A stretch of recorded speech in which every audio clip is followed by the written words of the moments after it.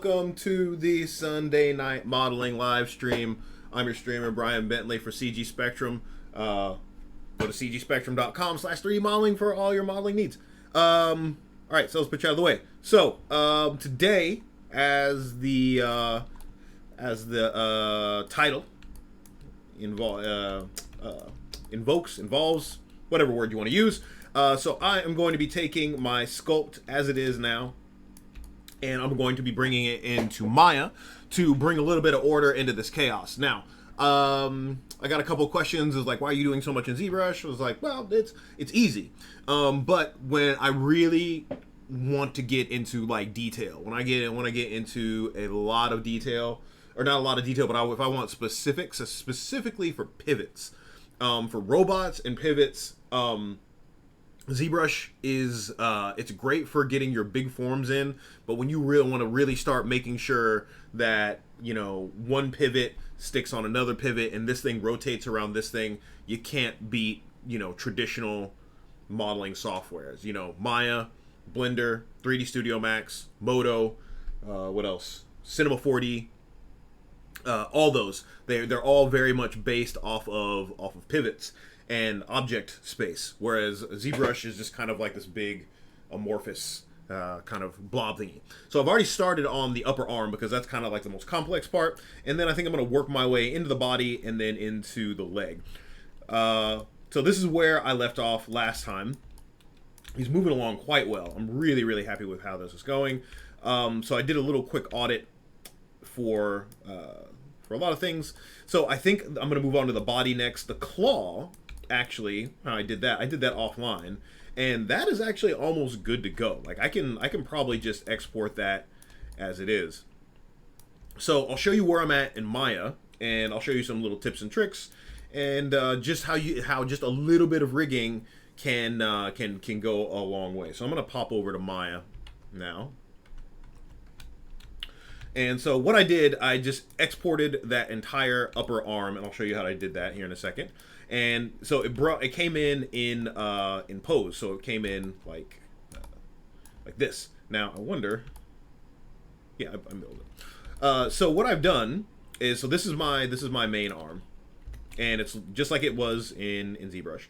And so basically, I said that I think I originally brought in that center sphere as well. So let me go ahead and grab that just so we can have it. So let's go to this guy, and let's see, let's just view. It's my arm. Yeah, so we should be able to grab this. There we go. All right, so I have this folder, so I can spit out. I should be able to spit out everything in this folder. So if I go walk down the line here, this should be all the stuff that is my arm. Yeah, that's correct. So to get all of this out, now generally if you do with your subtools, if you do an export, it'll only export whatever selected subtool you have. So it would only export this thing. And I think I did end up spitting this out separately, but no matter. So what you can do is you can use, if you have folders, you can do you can go to Z plugin and you can go to Subtool Master and you can say folder only. And so that will export everything in that folder. So if I could do Z plugin and I do export,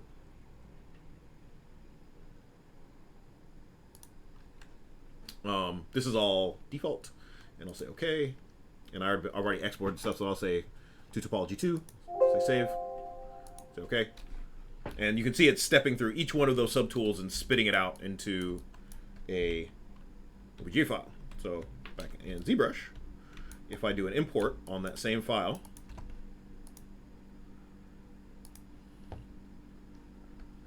so if I go to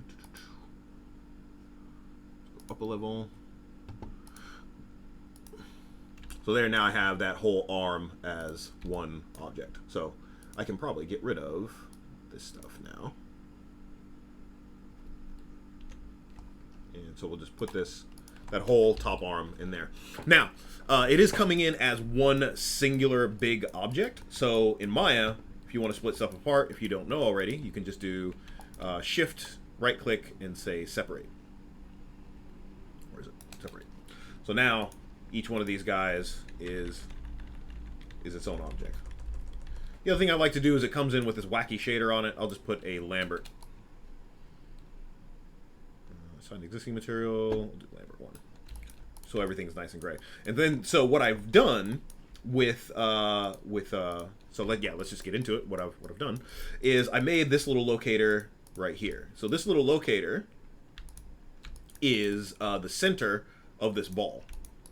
So how I got the center of the ball is I just took and I created a cluster, which will make a transform in the middle of in the middle of this volume. So I just did a let's see, modeling, deformation. Let's make a cluster, and it makes an object right in the middle. So if I look at this and I look at this guy, they're roughly in almost the exact same spot. So to get the orientation of this guy, what I did is I did the same thing to this. So I made a cluster there, and I just aimed this at this transform. So I'll just do that again. So I'll say create locator, and so I'll take that locator and let's hide our geometry. Show none, show, actually let's do all, and let's do hide polygons. Okay. So here's my new locator. I'm going to take that new locator, I'm going to hold down V, and I'm going to snap that. I snap that to my cluster here, this cluster. So then I just took and aimed my cluster, my locator at my cluster. So driver, driven, I'm going to do constrain, go to rigging, constrain, let's do an aim. And so let me put that back to default, reset settings, and say okay. And that gave me basically something that was pointing from basically my shoulder to my clavicle. So that is how I got this guy. So basically what I did is to get everything down, so basically my main idea, the main thing I wanted to do is get everything down to the world origin, because it's much easier to model, at least for me, it's much easier to model at the world origin where everything's kind of like nice and straight, and then put everything back. So I basically took, so that was this guy. So I took and I parented everything underneath that guy and duplicated it and moved it down to the origin. So I do that. So let's bring back my polygons. So I took that original arm and I made a duplicate of it, and I made a duplicate of that pose, and I put the arm under the pose, and then I just took all these numbers and zeroed them out. I should get back to, yeah. So this is my new arm down here. So things have shifted a little bit because I've kind of remodeled a bunch of stuff, but that's generally the idea. Now, when I want to go back, when I want to take this new rebuilt arm and I want to put it back to this guy, I can just, there's one or two ways I can do it. I can just parent constrain it with no offset. Sorry, my throat's a little chunky feeling tonight.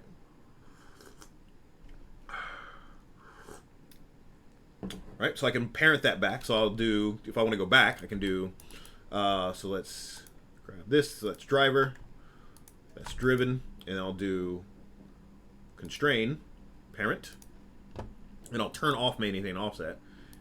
And so that will put it right back. So I always have a place to go back to. So what I did is once all that stuff was broken up, I just started making new pieces off of my old pieces. So and this is just straight up modeling. Like you can see this pretty much anywhere on the internet. So I made these, like this is kind of like my clavicle piece here. This is a detailed part of that shoulder. And then this stuff, these parts, I'll show you here in a minute. These are all kit bash stuff. So I went and bought just it was like $20. It was just a file that just had a bunch of mechanical parts in it. And this, I used to think this was cheating, and now I love doing it, especially for stuff like this where it's like it's just giving me kind of visual interest. It's not the main part. I just want kind of neaters and greebles and stuff. So what I did is I went and kind of stole, not kind of, actually kit bashed these pistons from the old file. I did remodel some of it. They had like a taper on them, whatever. But the interesting thing is actually, let me just go ahead and open that file. Let me file, increment and save. Let's say file, open. I should have a kit bash folder in here somewhere.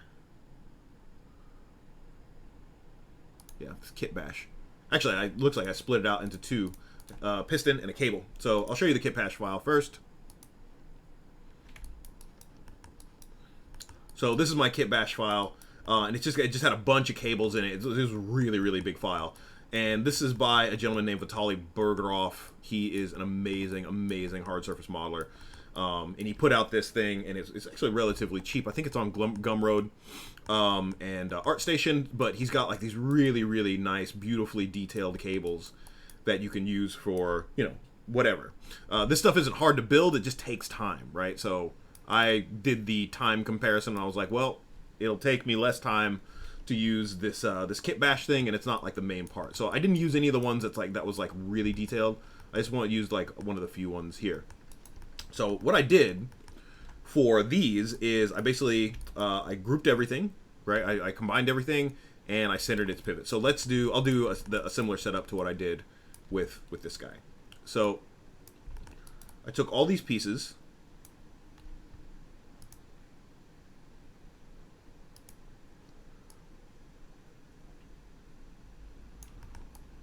So I have all those pieces and I combined them.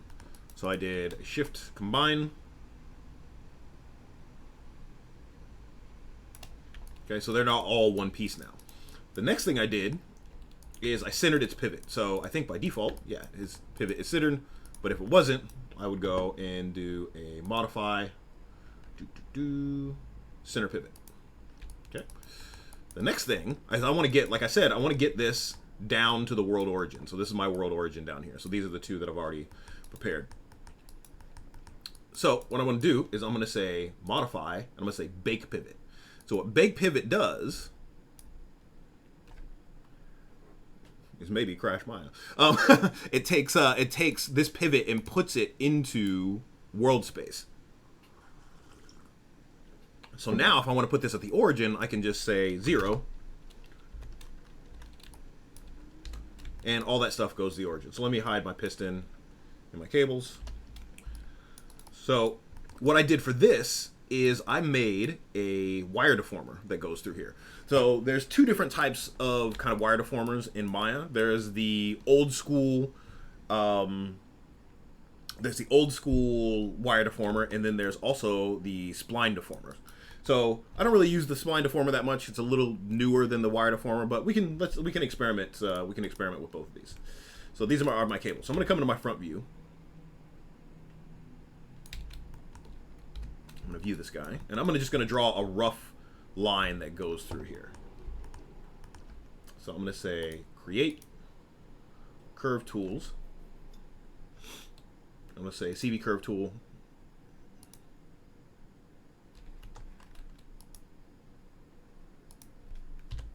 And I'm just going to draw this curve. So 1. Oh, there we go. 2, 3, 4. Okay, so take these control vertices and put them into place.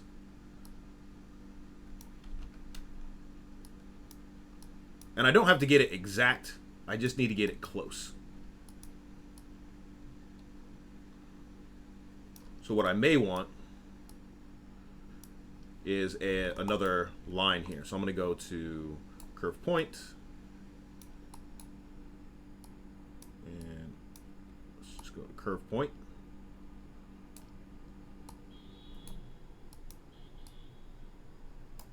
Just going to draw this out here. And shift right click and say insert knot. So that'll give me another control vertex right there. So I can control the middle. So I have the tangent of the beginning, the tangent of the middle, and the tangent of the end.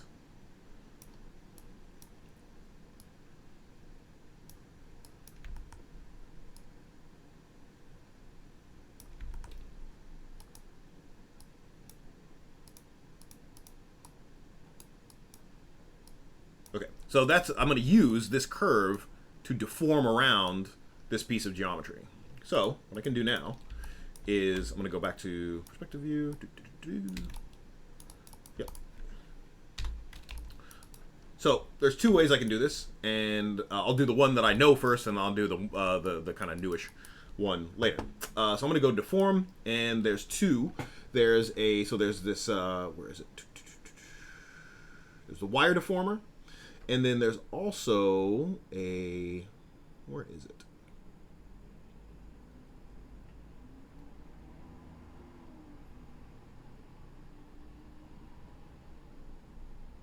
Yeah, there's the wire deformer. So we'll use the wire deformer first. Let's move this over to my other screen real quick. So the wire deformer, if I look down at the bottom, it says, so I'm going to click one, and it's going to say select shapes to deform and press enter. So that's that. I'll press enter.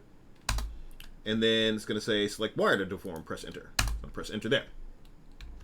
So select that guy, press enter. And so what it makes is it makes a new base wire, and it makes this new curve. So if I take this curve and I move it around, I'm going to get something like this, right? So by default, this cable is actually quite large. So what I need to do is I need to tell the system how far to look for deformation. So if I select my curve here, I should have a wire deformer here. So what I need to do is just start to bring my drop-off distance. Keep on making that higher and higher and higher until my whole curve moves with it. So let's do about 500.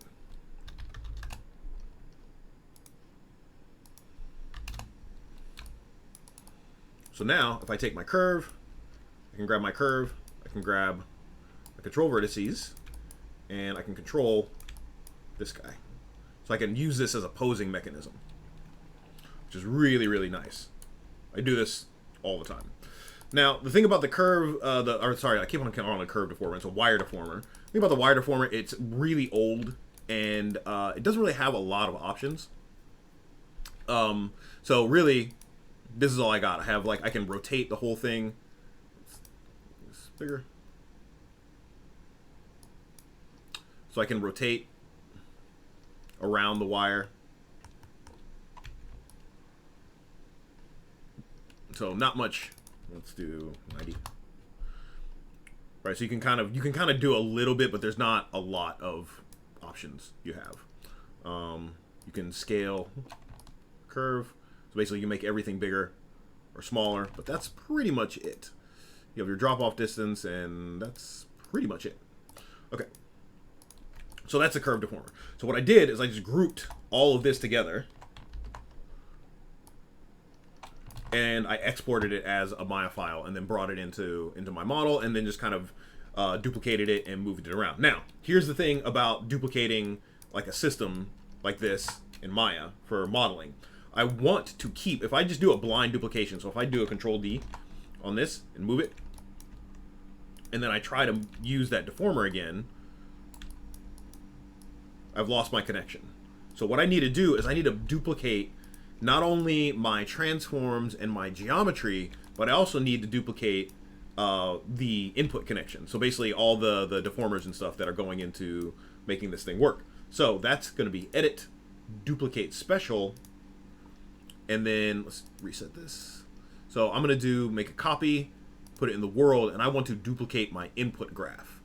So what that means is says, all right, don't just duplicate my geometry and my transforms and these curves, duplicate all their relationships to one another, which is super handy. So I'm going to say apply. Now, when I move this guy over and I grab that wire, that curve, I do control vertex, I grab that. This should, oh, I forgot to turn on duplicate input graph before I duplicate it. So turn on duplicate input graph, say apply, move this guy over, control vertex, and so that all works. So I can duplicate this thing as many different times as I want and make a bunch of different shapes, and it's complex enough and small enough detail that most people aren't going to notice if they're all the same tubes. Also, it's kind of like a mechanical thing, so not everything has to be completely unique. It's a manufactured object.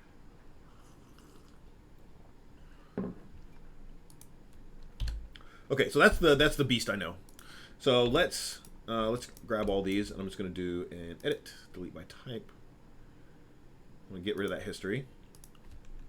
And so let's see if we can get the Spline Deformer to work. And so this one's a little bit newer.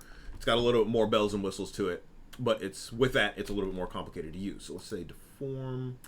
Let's see if I can find it. Point on curve. Create bunch of cluster tension minus proximity.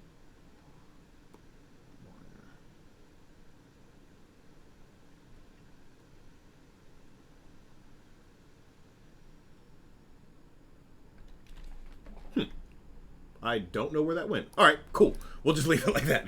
I'll come back to the Spline Deformer probably next week if I can find it. Actually, let's look at.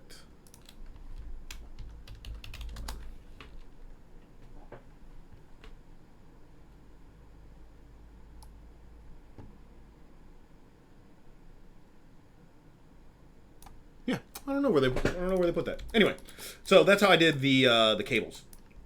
All right, so the next part I worked on is the piston. So the piston is much simpler. It's not there's no deformation. It's just like this teeny tiny super simple rig in here.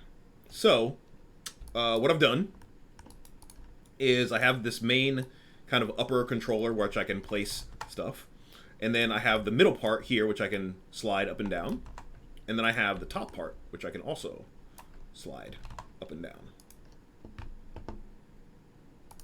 So I have this guy, I can slide that around, and then I have this little guy here which I can rotate back and forth, and they're all under locators. So you can see this guy is actually two pieces, but it's under this one locator. This is a very simple rig, very simple rig.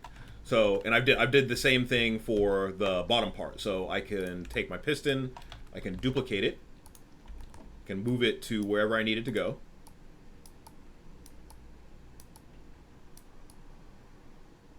Like that, and then I can take and I can grab the parts that I need to move. So maybe it needs to be a little bit longer, so I can scoot this out.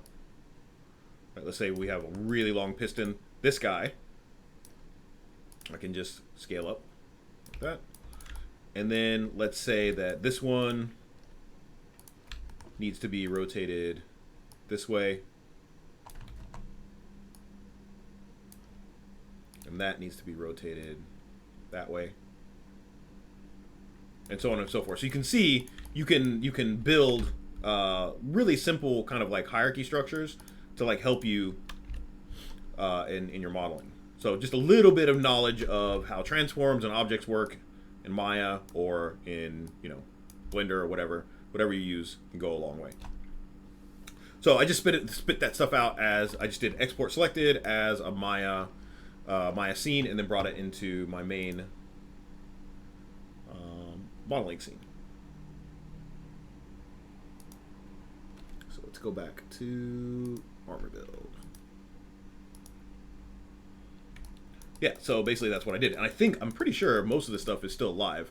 So if I go up, yeah, so that guy, I can still kind of wiggle that around and move it. It's in a really good spot. This one, so I've put all my cables under the same thing. So I'll put this on, let's see, where's my cable? There's my cable, there's my cable group. And where is my wire? Yeah, there's my curve. So there's my curve. So if I wanted to, I can still come in, if I can see these, there's my control. I can still move this around. So a little bit of like something, just knowing a little bit beyond, like knowing a little bit of rigging, knowing a little bit of Python, knowing a little bit about how transformation spaces work can make your life really easier.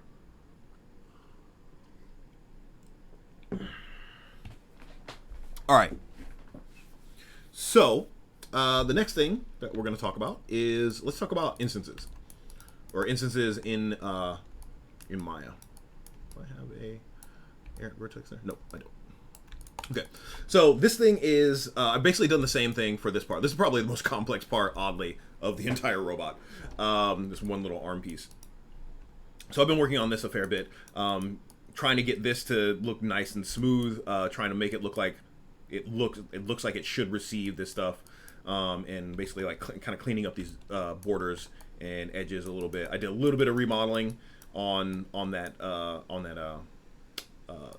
topology, but still got a little bit of ways to go. Now, I would like to work on this thing symmetrically.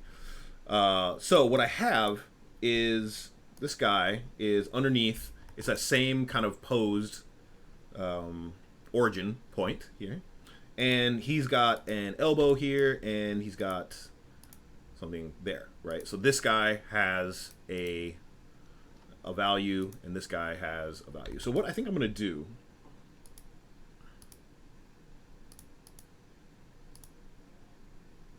so what I'll do is I am going to, let's freeze the transformations of this guy. So modify, freeze transformations. And the other thing I'm going to do, I'm going to just go ahead and center his pivot. So modify, center pivot. So it's going to put that in the middle. And what I want is I want his pivot to be in the same place as this guy. So I'm going to isolate this. This will become apparent why I'm doing this here in a minute. So I'm going to take this guy, and right now they're rotated the same because I generated, I froze the transformations on this guy. So I'm going to just take and I'm going to move this pivot down to this guy's location here. So I'm going to press D, and I'm going to hold down V, and I want to just snap to that locator. Hide geometry. So I'm going to hold down V, and I'm going to snap to that locator.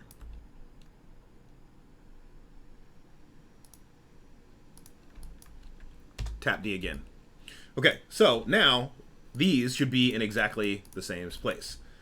This will be important here in a second. So what I want to do is I'm just going to check. I'm going to run that bake pivot again, and if it is in the same spot, these should stay 0. Let's see. Let's see if I've done this right. So modify, bake pivot. Yeah, it's still 0. So what that will allow me to do is I can, if I needed to, I could duplicate this, Control D, and I can put it back under that origin.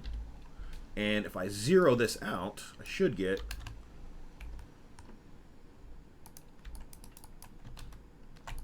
wait. Oh, I'm still in solo mode. That's what it is. Let's solo this whole thing here. So if I take this guy and I zero him out, he's perfectly on the origin now. So now I can work symmetrically. So I can do whatever I need to do to this guy, and then once I'm all done, I can put him back underneath that, and I can zero that out as well. So that guy, if I take this and zero it, boom, that'll go back down to the bottom. So that's one way to work.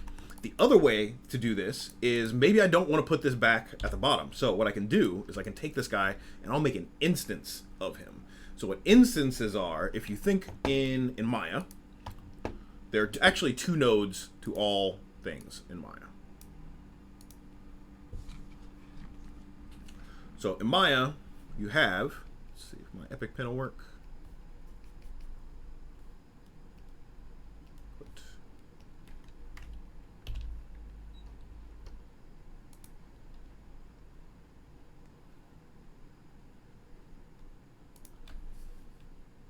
There we go.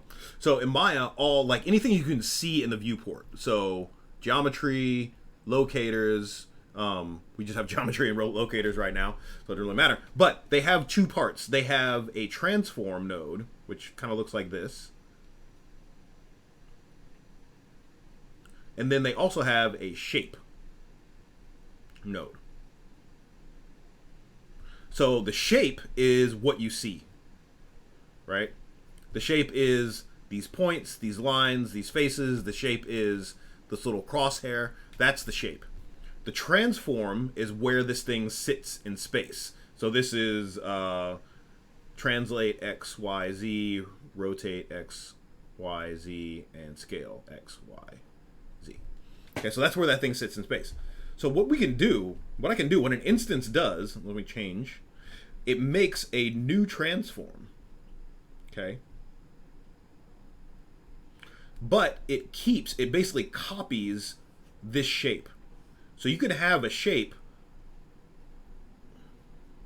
live under multiple transforms, and that's called an instance. Okay, so we're going to instance this and move it to the world origin, and I'll show you how you can do that here in a second. So let's do that. Let's close that down. Put this over here. Take a sip of tea.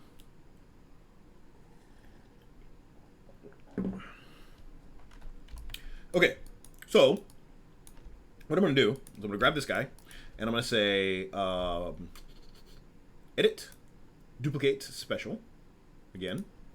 And I'm instead of, I'm going to put this under parent. Let's turn off duplicate input graph, and that'll open up our options. And instead of copy, I'm going to do instance. And I'll parent this under the world. I'll say apply. So if I take this guy and I put it at 0, so now it's nice and at 0. I can use my mirroring. So if I turn on my mirroring, or my symmetry, should be Z-axis.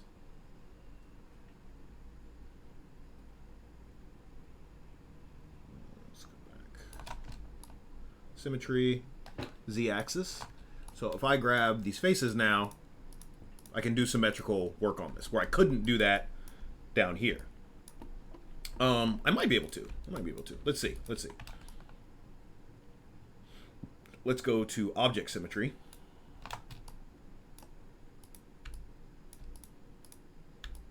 Yeah, it kind of works down here, but like I'm feeling it's a little bit slower to calculate because it's basically every time I make a selection, it's got to turn that transformation into object space. Whereas up here, I can grab these faces willy-nilly. Also, if I want to do any like kind of like copying or mirroring. So why have I gone through all this trouble? You may be asking, those of you who are watching or not, is that if I pull this out, like these shapes are mirroring each other. Like those shapes are mirroring each other. So whatever I do to this one, I can do to that one.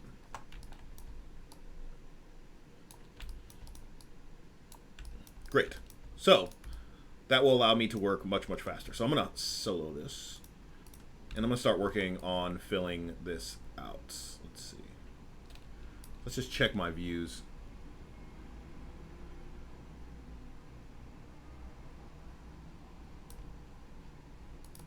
And let's reset our pivot. And let's put this back to 0. Object.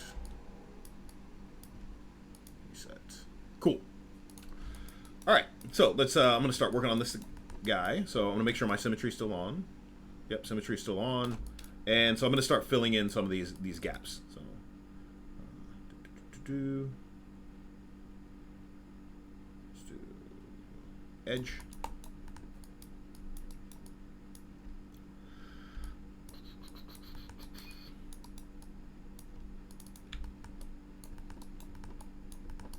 Right, so I'm going to do poke face.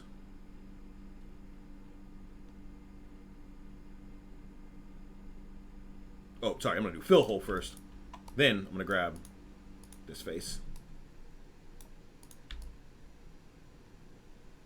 And I'll do poke face. What poke face does is just makes these guys here. And actually, before I do that, I think I'm going to extrude this in a bit. So Control E.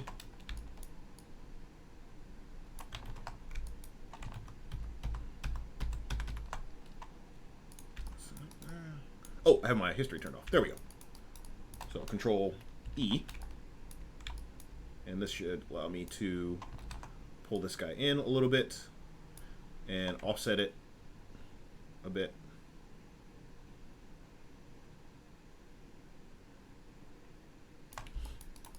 Now these numbers are jumping really big because this thing is tiny. Teeny, teeny, tiny, tiny. So if I was smart, which you should be, is I would have sized this up in ZBrush before I brought it over. But it's fine, I can always size it up later.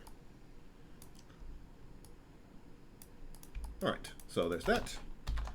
Just put a nice little edge loop in the middle here.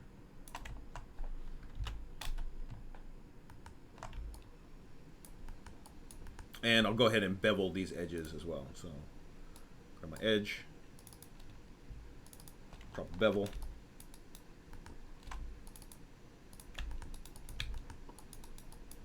So I might have to poke this face first. Yeah. Poke face. There we go. And I'll do edge. I don't got rid of that bevel. Now I can bevel this.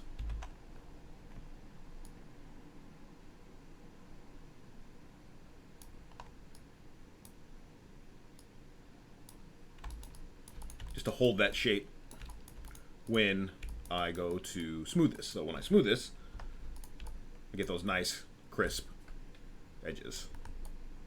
And I've done this almost everywhere else. This could probably be a little bit crisper, so I'll do that as well. So let's do one.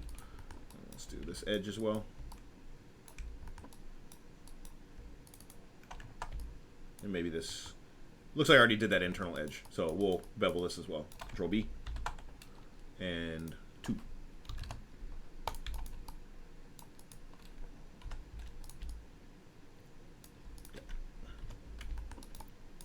All right, so in my concept, there seem to be like these little lines in here, if we look close, like these little guys. So I want to try to describe those as well. So let's do that. So I think that those should be like, I think I'm gonna make them like vents, like little vents that are angled. So I'll do that with just some very simple geometry here. So let's bring this down.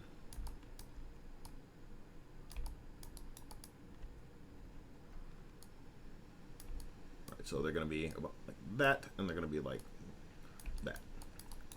Awesome. So I don't need these faces. And now we're just back into like just straight up traditional modeling. Like this type of stuff makes me happy. Like there's not a lot of bells and whistles to it. There's not a lot of like buttons to push. It's literally just beveling, deleting edges, and just making it work. I really like traditional modeling. I don't think it gets enough credit these days.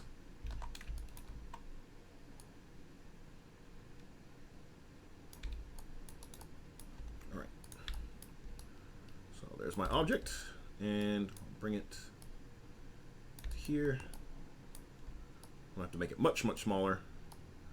I think what I'm going to do is let me turn on my polylines. Okay, so I'm just going to hold down V and snap that to that center of that. Okay, cool. So I can just kind of shrink this down a little bit.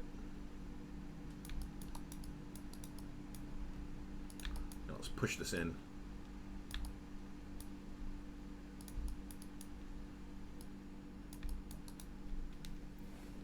Cool. So I think the other thing I want to do is I want this to kind of look like a vent. So I think I'm going to just rotate this down just a little bit.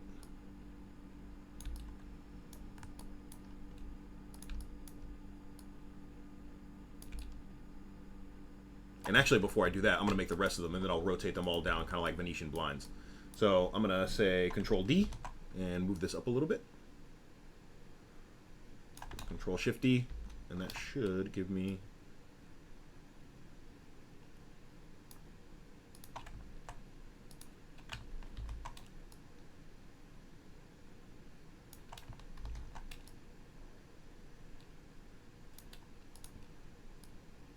just kind of eyeballing, spacing these guys out.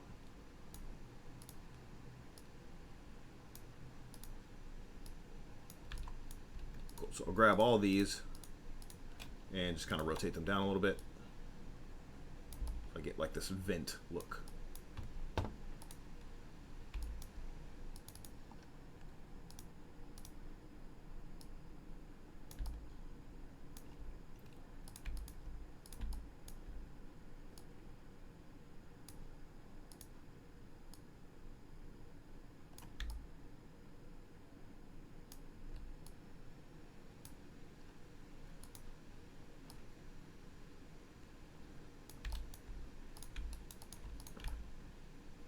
So it just adds a little bit of detail in there so that that we can get that going. Cool. So I got all our vents here. The other thing I can do is I have all these groups left over from when I brought in all my stuff from ZBrush. I can go away. Okay, cool. So we'll group these together. And I want them on the other side. So this is why I went through all that trouble of putting this guy at the origin, because I can just duplicate this and do a -Z scale. And that will just put it perfectly on the other side. I'll group these together and call them vents.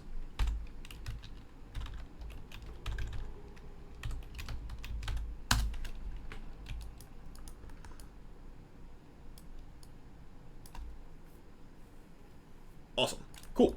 All right, so the next thing is there seems to be a little bit of ridge, like a tiny little ridge here for this kind of gasket to sit in. So I'll do that next.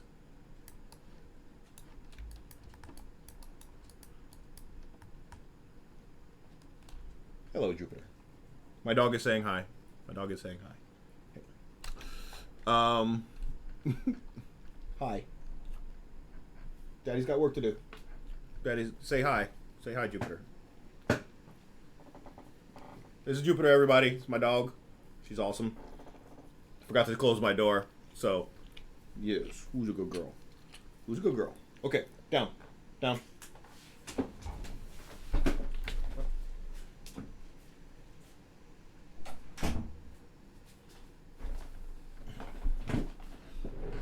Okay, sorry about that. I forgot to close my door before I started my stream, so she wandered in. Okay, so I'm going to do basically the same thing as I did before. I'm going to do edge, fill hole, face, poke face.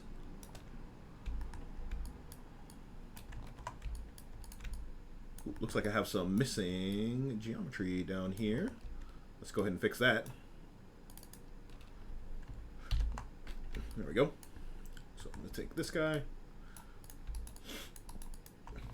extrude it.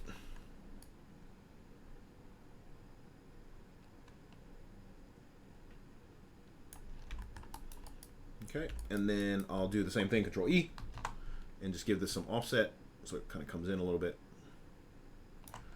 And that should be fine. So I'll do poke face on this guy. All right.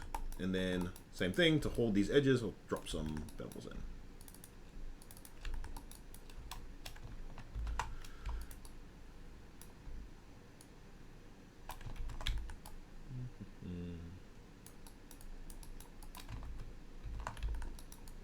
So it looks like my bevels, there's something going on with my bevels. I'll figure that out later. What I can do is I can just do Control-Shift-X, and I can just put some edge rings in here. Like that. And hold that shape. Let's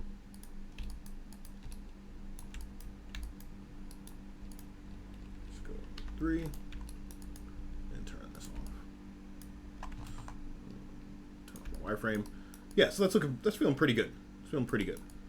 I think maybe I could go with a really small kind of extrusion here. Just to give it a little bit of character.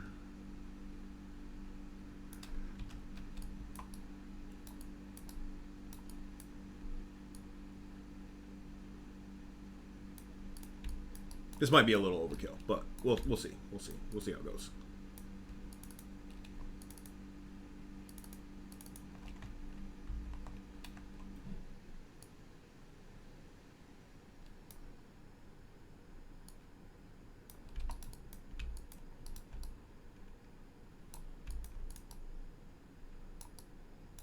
Why do you keep on wanting to go to UV?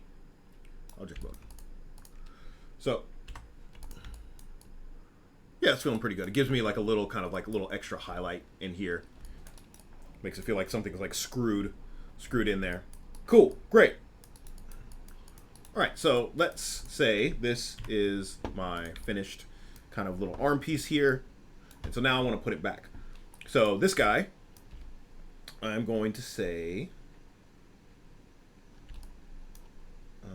let's bring back everything. So if I've done this correctly, we should see, yeah, so all those copies have been made down here. So now I just need to get my vents down here. So if I take this guy, let's see, this guy's here. So I'm going to delete this, leave my vents there. If I remember correctly, yeah, that guy is centered. So I'm going to duplicate this, and I'm going to unparent it. So that's going to put him back into the world, and I'll put him at 0. So that should give me back to that.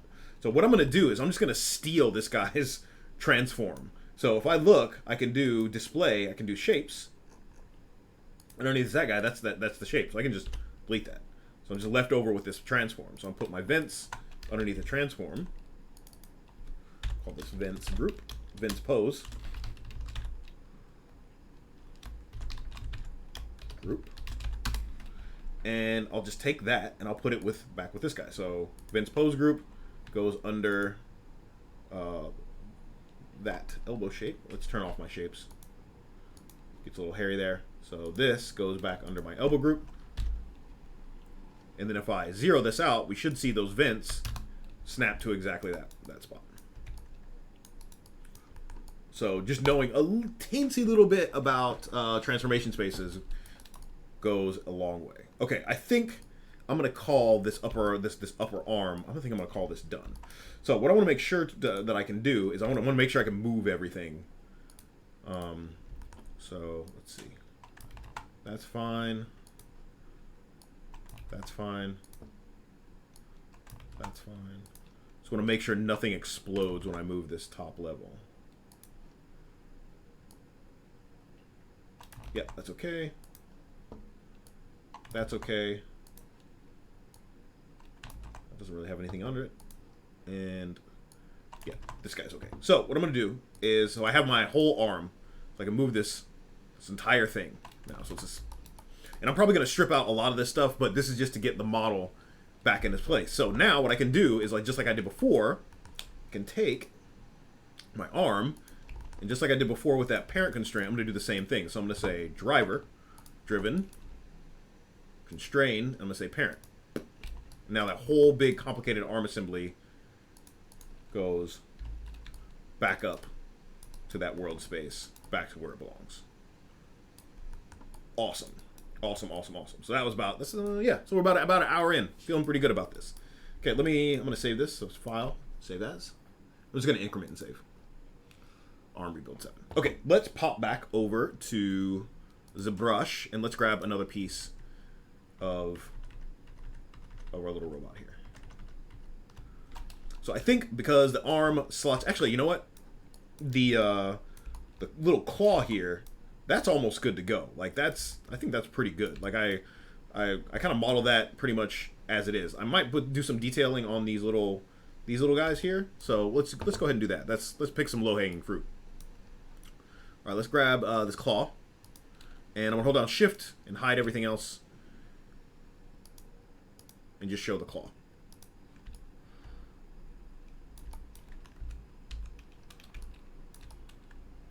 So there's my claw, and so I'm gonna split this. I'm gonna export this whole thing. So I've got my group selected. Let's say Z plugin, export, and I have folder turned on. My Epic Pen is in the way. That folder's turned on. I'm gonna do export. Say okay, and we'll call this claw to retopo.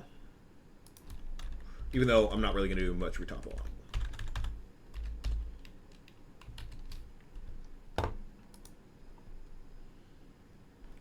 Through, and so let's bring this into here, into my arm. File, import, claw to retopo, and then there's a little claw. So I'll give this a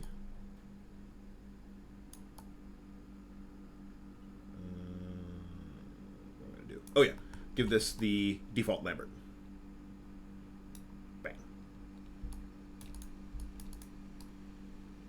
Existing material. Lambert 1. Great. So get rid of these groups. Don't really need them. And for my claw, right? And this comes in all as one piece. So I want to break this apart. So I'm going to do that same thing. So I'm going to say separate. So now this claw is all the same piece.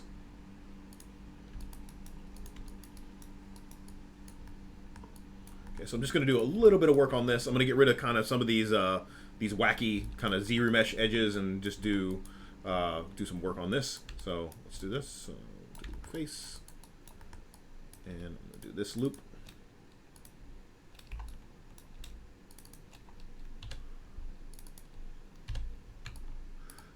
And so you can kind of use some of the Z-remesher stuff, but for the most part, you're going to have to do, like, Z-remesher is really good at tubes.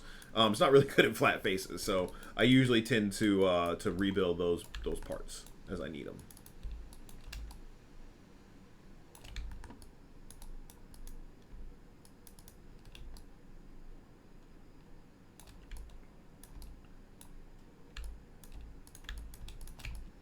I feel like I should have like music playing when I do this part because I just get really silent.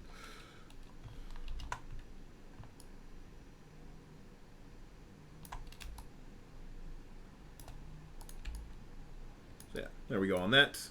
Let's see. Does this, how gooey does this get when I go to 3? It gets pretty gooey. Let's put some holding edges on here.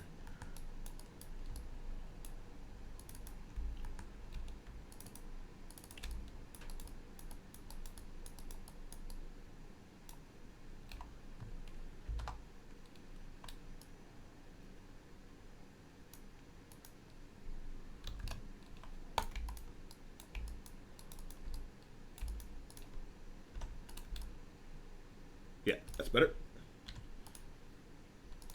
And so I'll just work my way through, kind of go through and do the same thing to a lot of this stuff. So here I did some Z modeler work.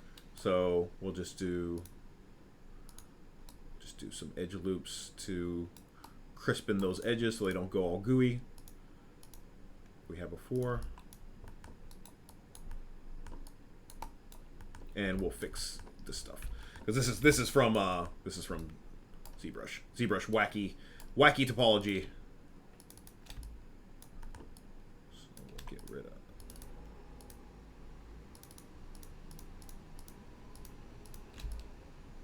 I haven't selected anything extra. Delete that. Delete that. These edges don't really do much. So what I'll do with this one is I'll put in some more just equidistant stuff in there. So I think last week somebody asked me about, like, you know, traditional modeling and and would does Z-remesher or Z-modeler replace traditional modeling practices? And the answer is no.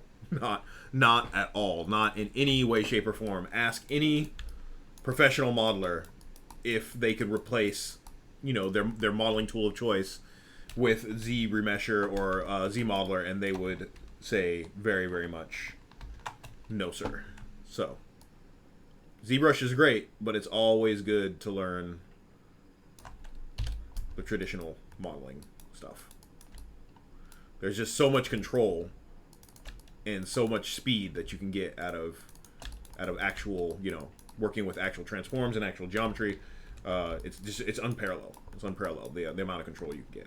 Now, it does take a little bit more skill because, you know, Maya isn't doing much for you. ZBrush is doing a lot of this kind of work for you, but in doing that work, it's actually very, very hard to get exactly what you want out of it. So I will get off my high horse now. Okay. I think I can just select all this, do a fill hole, and it'll find the holes. Yep, there we go. Actually, this one I don't need, because that's hidden by the bottom part of the claw. This one I do need.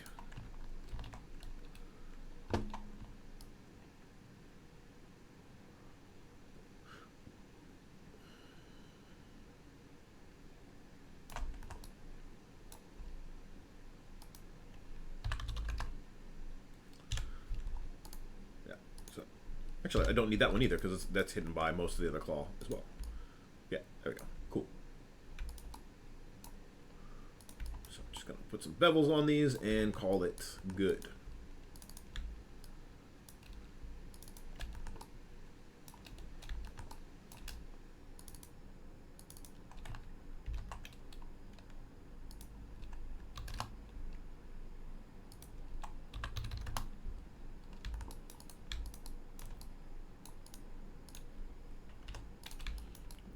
Nice crisp disc there. So we smooth both of these. Yeah, there we go. Nice. It's looking good. Looking good. All right, these little bolts, I think they're fine as they are. Quite all right. So those can stay. This guy is really, really dense. I could probably cut this down a little bit. Let's see if I can cut that down a little bit. No, I think it's okay. It's okay. If it becomes a problem later, I'll do it. These guys, let's work on these guys here. Give them a little bit of love, a little bit of detailing.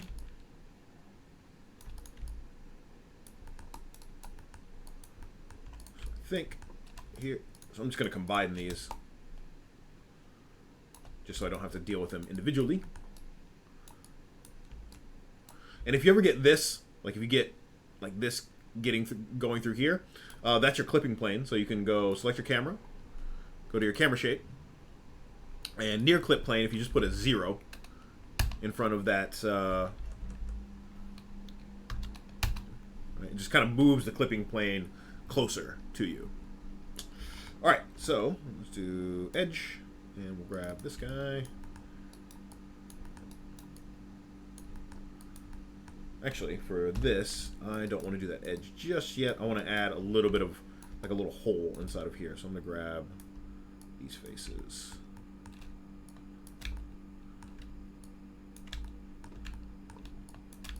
Make sure I didn't get anything I don't want. Yep. And Control E for extrude. And let's do a teensy little offset.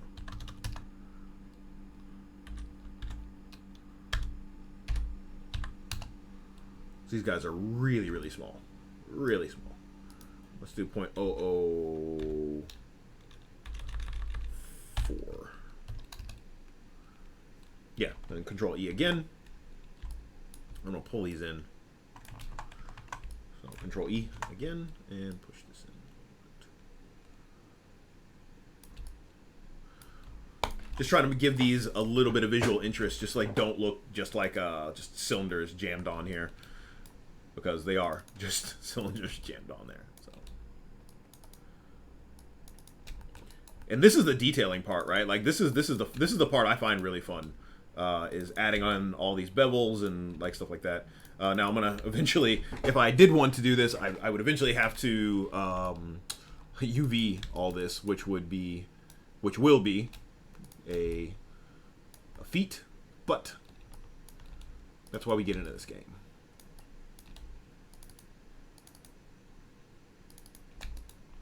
And some of this can be UV'd very, very sloppily because it's so small.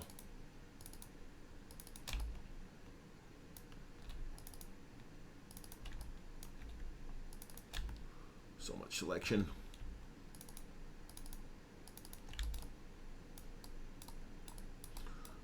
I hear a lot of people, they're like, oh yeah, when I go back to Maya from Zbrush, it's like swimming with bricks on my feet. It's so hard. I don't get that. Maybe it's just because I've been in Maya for so long. It's just very comfortable to me. I find a lot of some of the stuff I try to do in Zbrush very, very taxing. It's just like too many steps to do like one thing. So let's get rid of these middle edges. Don't really need those. And I'll get rid of every other one of these guys.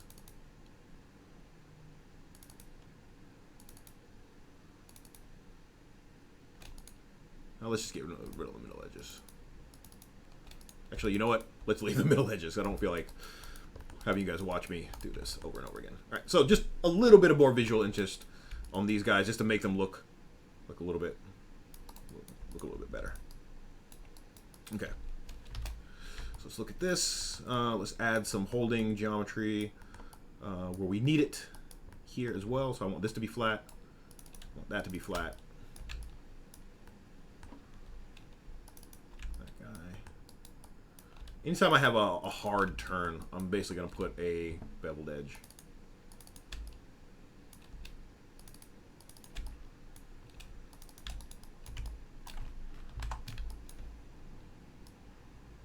And so if you're in games, you may not do this beveling, or you may do one version with bevels and one version without.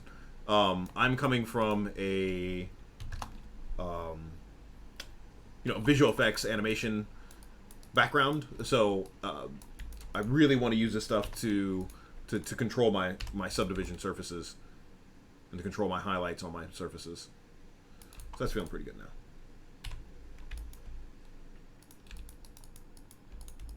And I think that's pretty much it for that claw there. Yeah. So I'm just going to select all the claw in here. Just going to select all this stuff.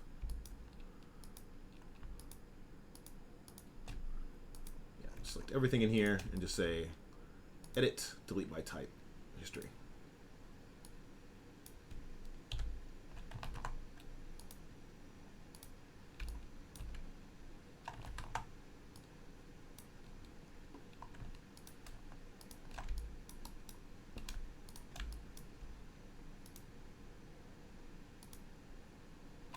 Just take and make sure all this stuff is parented.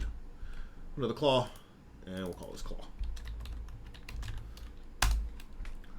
Awesome, great. So we have almost our entire arm in here. Now, let's see. I want to finish a part. I want to finish the whole part. So I was gonna do these kind of radiator band things in Houdini, but since we're in Maya, let's stay in Maya. Maybe I think I'll do the brain in Houdini, because I couldn't do that in Maya. So I think I'm gonna do the brain in Houdini. Why am I offline? One second.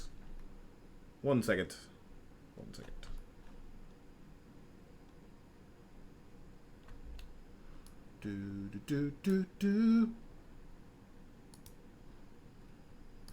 Right. Yep.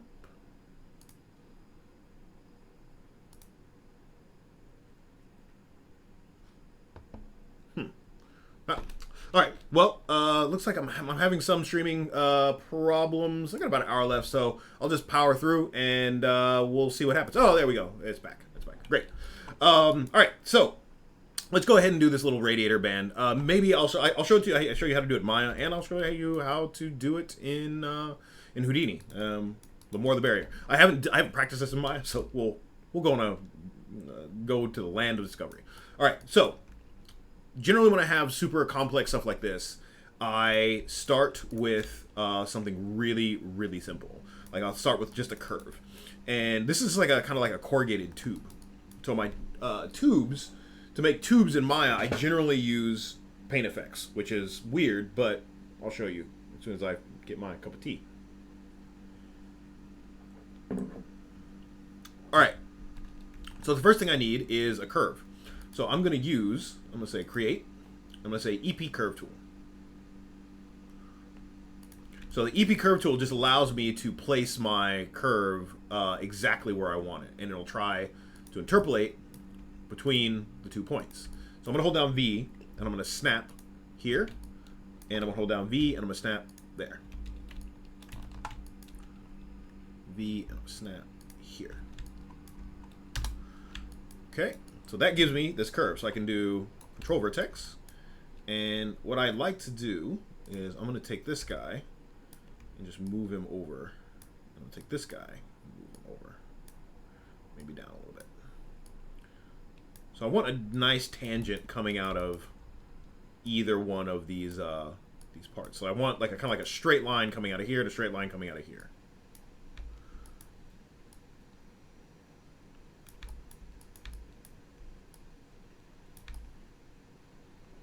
Yeah, that's feeling pretty good. All right. So with this curve selected, I'm going to press 3 to smooth it out. this curve selected, I'm going to go to, I'm going to be in my modeling, and it's under generate, and way down here under paint effects, there's going to be a curve utilities, and I'm going to say attach brush to curve. Bang. So already you can see we're kind of close. Kind of close. So what this is it's a brush and a stroke. So this is the stroke and this is the brush. So this is what's confusing. Brushes are attached to strokes. So if I take my global scale and I start to bring this up, all right, I'm just going to start to get to the overall size of my arm. So I'm gonna bring this up to the point where it's almost the size of the top, because I'm going to taper it down to the bottom. Okay, so I can come back into my curve,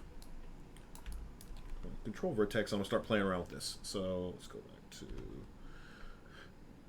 wireframe.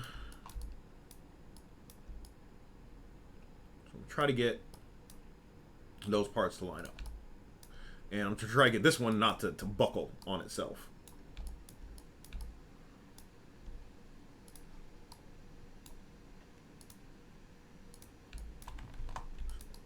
Select my curve. There we go.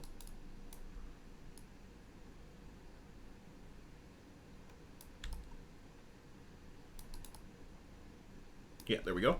And then I'll take and I'll kind of embed this a little bit.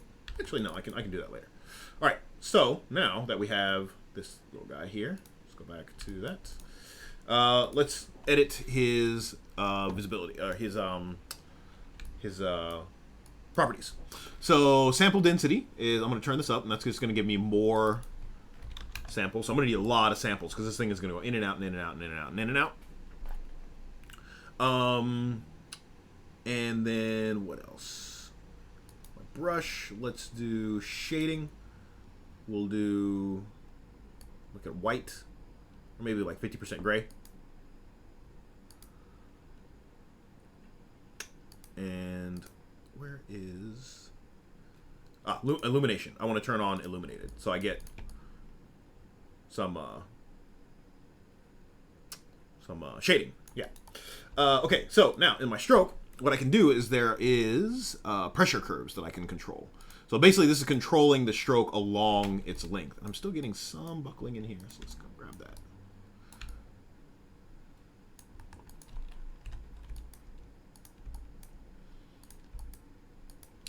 And if I keep grabbing my my paint effects, I can come up here to my selection mask. So I forget what those would be under. Nope. Maybe here. Nope.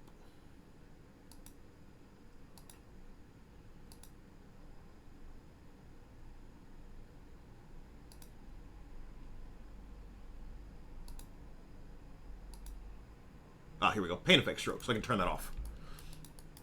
So I'm just turned off my paint effect stroke so I can't actually select them, because I'm rarely ever going to select this in the viewport. It's going to be all controlled by this little guy here.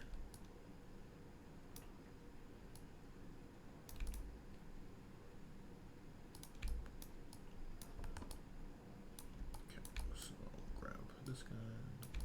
Yeah, all right.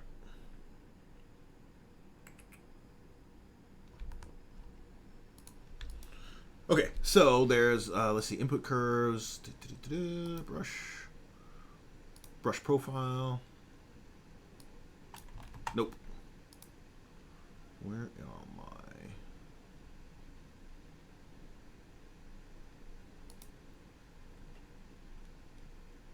Pressure mappings, here we go. That is pressure. So what I want to do is I want to take pressure map 1, and I'm going to change that to scale, I believe. Yeah. So if I take pressure map 1, so I can map a bunch of stuff to pressure maps. So by default, it's set to transparency, so you can have softness, width, whatever. So I'm just going to do that as scale. So as I bring down this bottom one, I can almost make it go into a point like this. So this is also nice for making like claws and stuff. But I don't want that, so I want this to go about like that. And so what I'm going to do is I'm going to make, and this is what I kind of don't like about this this technique, is it's a lot of hand cranking. So what I'm going to do is I'm just going to make this shape, this up and down and up and down and up and down and up and down shape. So I'm going to make this really big and I'm just gonna start making points.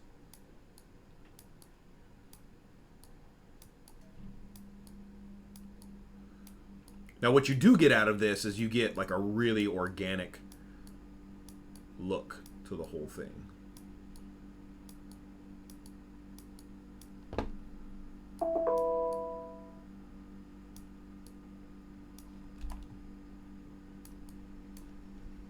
The problem is it becomes very hard to edit this once you've made this shape.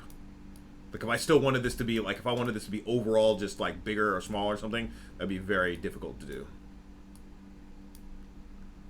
But it's a way to do it.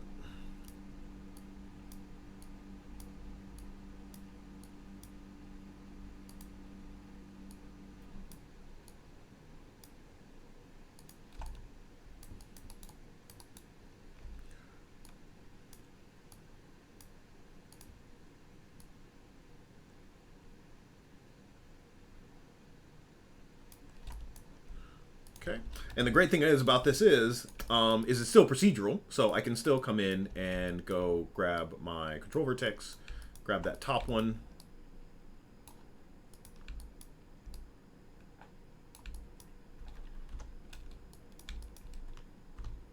and I can still kind of move this around as I need it.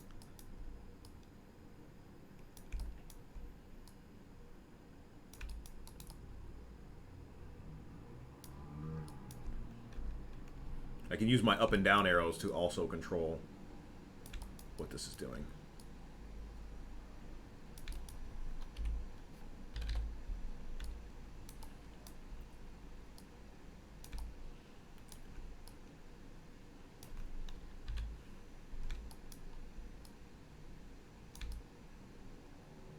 Just make sure that's not sticking out anywhere. All right, cool. So there's our little radiator arm. So that's I've been waiting to do that for like weeks. Like this is the thing that's like kind of like the main part of this whole robot, and it looks really, really cool. Okay, so one other thing I might want to do. Do I want to do that? No, I can do that in geometry. Okay, so now I have my little radiator arm here. Now this is still isn't really geometry. It's being drawn as geometry, but it's not. I probably also want a few more to get this a little bit more rounded. So let's go back into our brush and let's do brush profile. Let's just go ahead and put this to 10. Nice round number. And let's see if we can get this to be a little bit more round. And that would be, don't want twist. That is pretty cool though. You can twist this around. So if you did want like a kind of like a corkscrew look, you could do something like that. That looks actually pretty cool, but it's not in the concept, so I digress. Let's see. There we go. Tube sections. So I'm gonna do, let's do 16.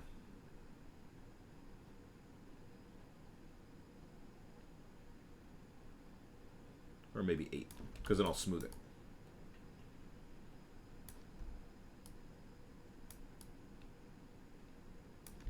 Cool. So now I just want to convert this into actual geometry. So I'm going to select my stroke and I'm going to say modify, convert.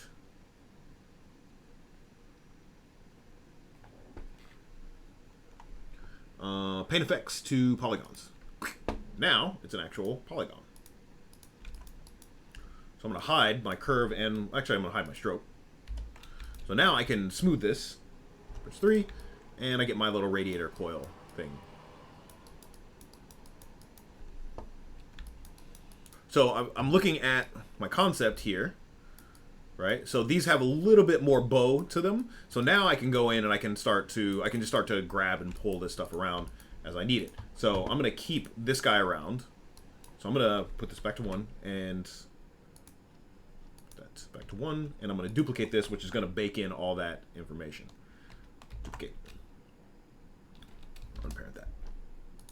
I try to keep my my history around as much as I can when I'm doing this stuff, just so I can always come back later in case in case I have to. So like in ZBrush and in Maya, I try to keep around the stuff that I need.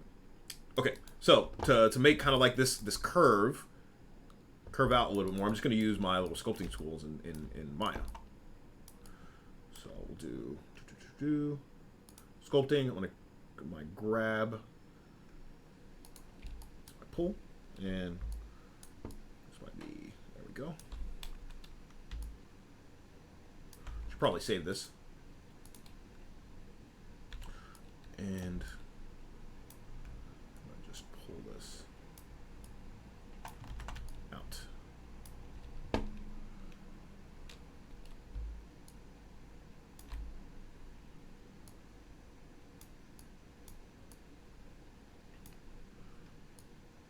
So now, like, we use the procedural tools to, you know, get us most of the way there, and then we use kind of our hand cranking tools to get us the rest of the way there.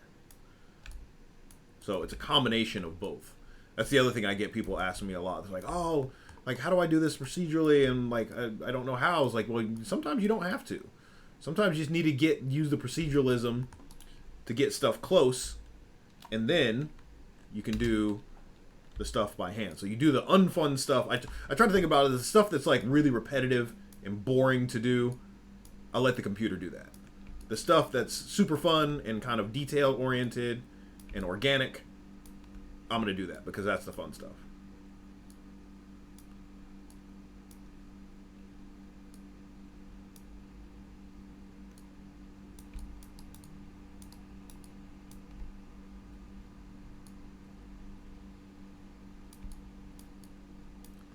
Just give this a little bit of love.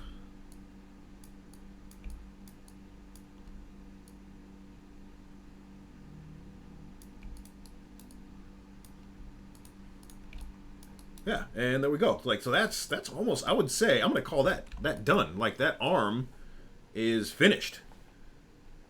Huzzah. Yeah, so I'm gonna go ahead and put this with, so let's do arm. This is claw. This is, we'll call this hose.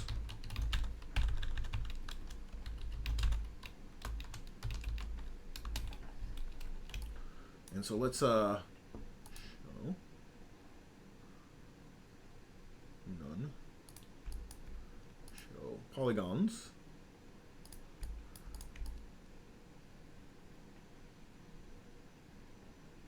And yeah, that looks really good.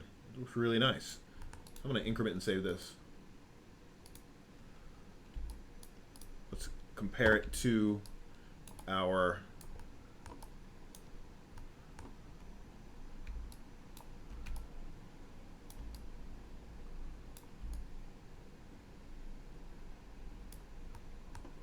yeah, not too bad. Pretty close. Pretty close there. Let's check the silhouette. I'm just going to turn on my lights, and I don't have any. I'm going to turn off my wireframe. Let's turn on. Yeah, that's looking pretty close. I'm liking where that is. I'm liking where that is a lot. Yeah. So we're getting like these little wires up in here. We're getting the feel of this kind of big chunky thing. We're getting this round piece here. Like, this could be a little bit bigger, but it's drifted a little bit. This guy looks really good. I'm really proud of this, and yeah, that's coming in along there. So there's not as big of a dynamic shift between this and this. Like, this comes way out here, so I could pull that a little bit more, maybe. Let's see if I can get away with pulling that a little bit more, just to get that out a little bit. Yeah. So let's see how bad I tore that up. Oh, that's not too bad. It's not too bad. So I kind of went and fixed my silhouette, and now I'll kind of make it more sane. Always check if you're working with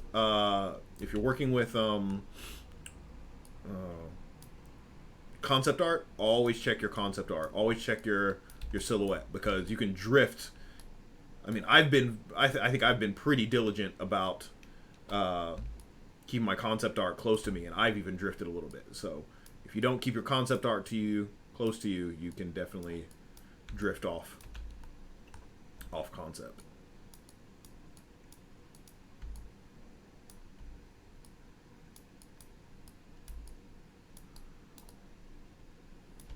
check this again.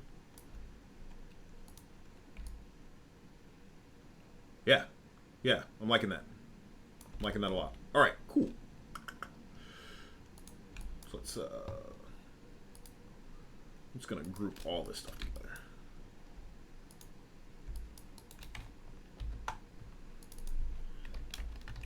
Arm all group. Okay, so next thing is I did not expect to get through that quickly today. So let's just pick another part to start working on. That's what you do. You just finish one thing and you go to the next and the next and the next. So I'm gonna increment and save this one more time. And let's pop back over to Zbrush and let's do, I think since the arm attaches into the body, we should probably do the body next. So let's see, body.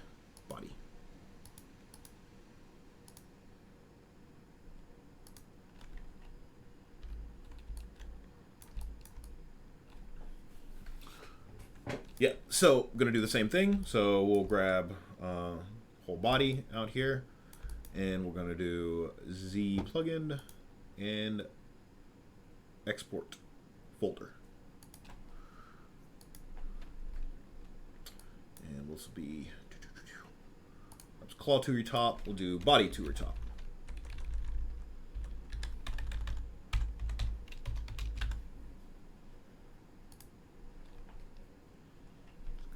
Through everything, and then we should be able to, let's see if we can let's just see if we can go Z this.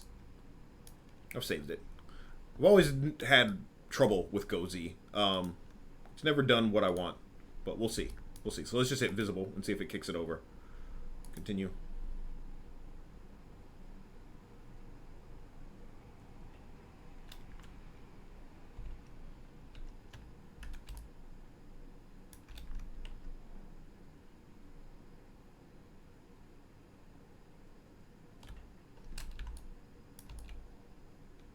Yeah, nothing. I've never gotten Go Z to work. I keep trying, like it's such a good idea, and I just keep trying to use it. And it's definitely me. It's definitely I'm doing something wrong. But yeah. All right, so let's go the traditional route. So let's do Z plugin, export, folder only. Okay. Did I already do? Yep, I did body to Retopo already. So let's go over to Maya, and we'll bring that in as well. So I'll say file, import. And where is it? Body to Retopo. And boom, there's a little body.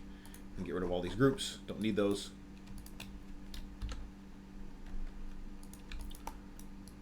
And so this guy is already at the origin, so I don't really have to do much. There are some kind of weird things in here. Like I would like some more geometry around here, and I'll probably get rid of the geometry on the inside. So let's just go ahead and start to, and I got some of this weirdness here. So let's start to, and this is like really, really dense. So actually, I may use some more of that kit bashing stuff here to kind of get some interest in with the body. So with that, if I'm going to do that, I'm going to go ahead and grab the head as well. So, or my face, I think. Yeah. So I'm going to come in here, grab this and this. Yeah. So I'll probably have to do some work on these as well. And definitely this headpiece. I'm going to have to do some work on that as well. Because it's just way too dense and it's kind of lumpy, and I kind of wanted to look more mechanical like the jaw here. So what I'm going to do is I'm actually going to take that jaw. I'm going to go all the way down to, so I'm going to say, let's see if I can do all low. Yeah, let's do all low. There we go. So just put all that stuff to the lowest level. So I'm going to say, once again, the plugin, export, and this will be face to Retopo.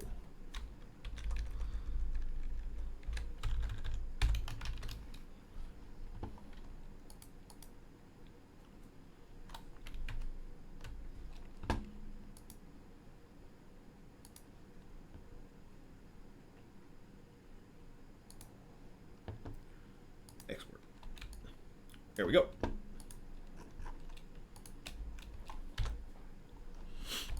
Okay, so I want to make something a little bit more interesting for this neck piece. Maybe some sort of like cables that come down, or like a maybe just a big like chunk of cables that kind of comes into there. But I also want to work on the body. So we'll hide that, and we're just going to do the same thing we did before. So I'm going to shift and say separate.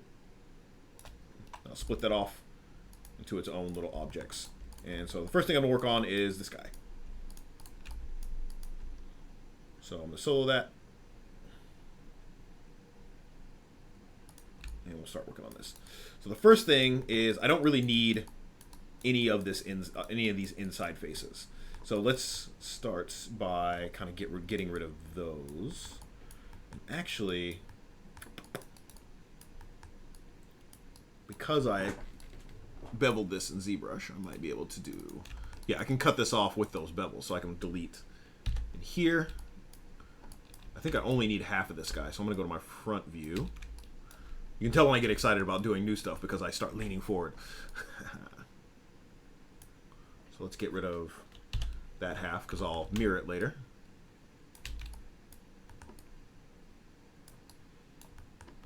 And this is really bad, so we're going to have to get rid of that as well. All the little kind of things that were bothering you, or you didn't, or you missed, or you ignored, now is where they're going to come into play that you have to deal with, which is fine. I mean, that's all part of the game. So look there, there's some Z remesher wackiness in there.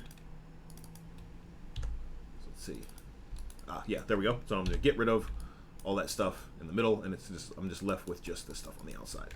Okay, great. So now what I want to do is I want to make some decisions. Let's make some decisions. So what I want is I want a nice clean edge loop around this armhole, and a nice clean edge loop. Basically, I want a clean edge loop around all these orifices. So multi-cut to the rescue. That's not too bad. So I'm going to have to cut some of this stuff by hand. I'm going to have to actually cut a lot of this stuff by hand.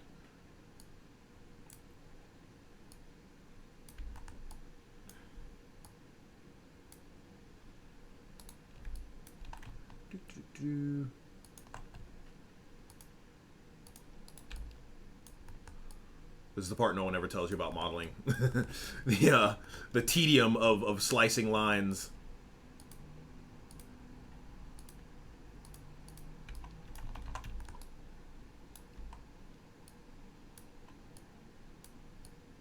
So yeah, Z-Remesher, it's a great tool, but I mean, you can't beat the control of getting in there and really just cutting your own lines and making your mesh really, really clean.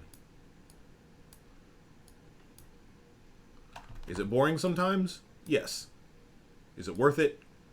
Yes.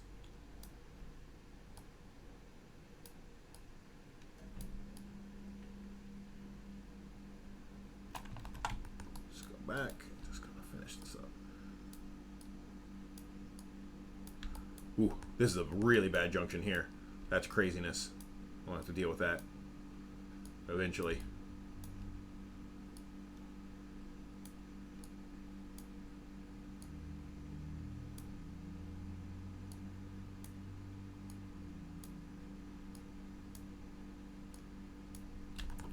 This is also bonkers in here, so I'm gonna put that there, and I'll put this here, and I'll deal with that. Okay, so let's go ahead and deal with this insanity. Let's grab. I'm gonna do this edge. I'm gonna delete these edges. Control D, and let's just hook this back up. Hook this to here. Oh, that wasn't too bad. Great. And then we can deal with this edge. Let's see. Let's just collapse this. And that works, and yeah, that flows up around there. I would like this edge loop to kind of come in here. We'll deal with that in a minute. This guy, collapse that. Gives us that, and same thing over here. Okay, So that's good. I think I kind of want this line to just continue up around here. So there.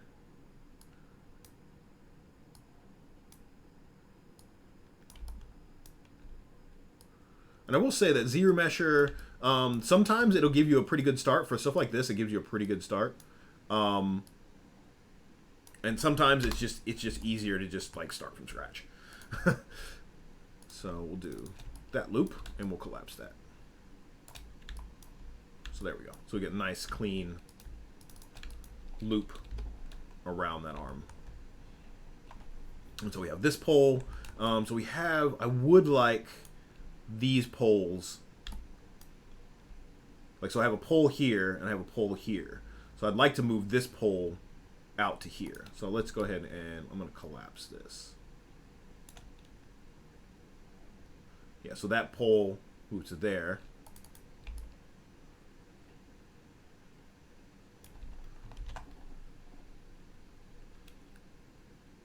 And that pole will go to there. So I want this to come around.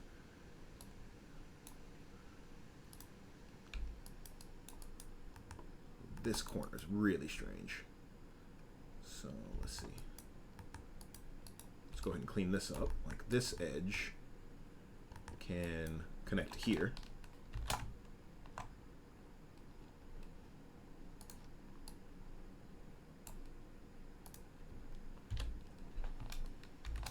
That edge can connect to there.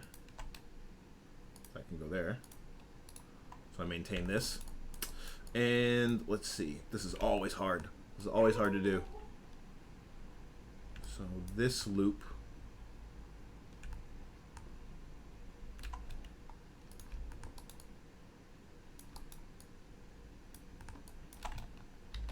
where's this one go? All right, that one's contained, so that's good.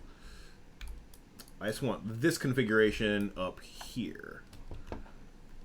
How would I do that? And sometimes you get stuck like this. I get stuck like this all the time. So basically what I want is, and sometimes I'll just do this smash and grab. I want this to go from here to there.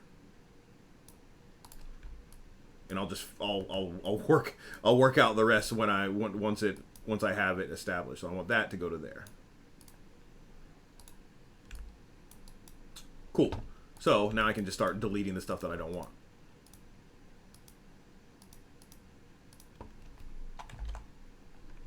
I call that technique smash and grab, because you're just kind of smashing in like what you want, and then you work out what needs to happen later. And that seemed to work out pretty okay.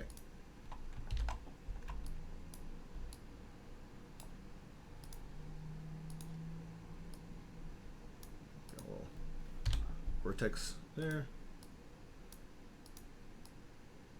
So that's a lot of what I do when I'm kind of doing this traditional type modeling. I'm tracking where my poles are. I want my poles to line up. So if I double click on this, that gives me to that pole, that gives me to that pole, that gives me to that pole, and that gives me to that pole. So if I want more geometry in here, now I have this nice clean loop around this guy.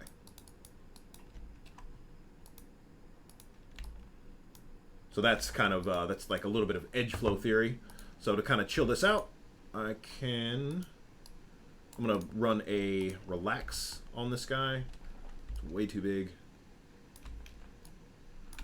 Just to kind of push some of those thin polys away so I don't get like kind of like weird kind of lumps. Because I want this chess piece to be relatively smooth. So you can see these are kind of starting to pulling together.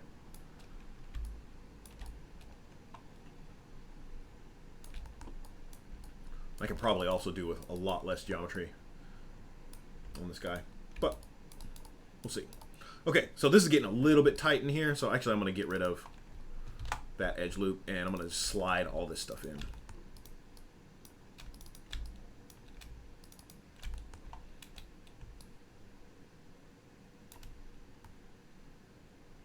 Just going to slide that in.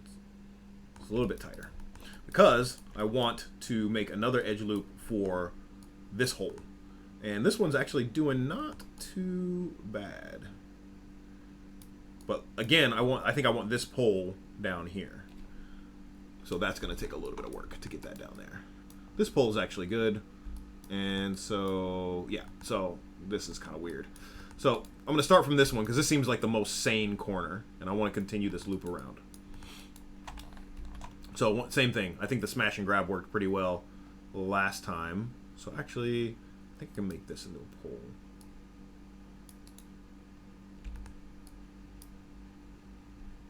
As a pole. Yeah. So I just need to clean this up. So I can do, let's do this. And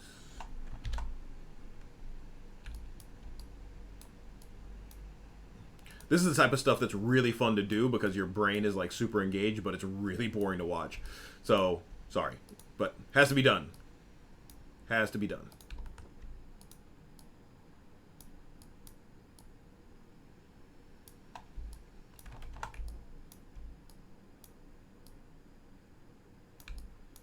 Yeah, so this pole flows out and around into this guy, and that's going to flow around to there. So that works. That works well. And then this guy, let's see, where's this pole's way out here. So I want this to kind of go into here. So let's go ahead and make this happen.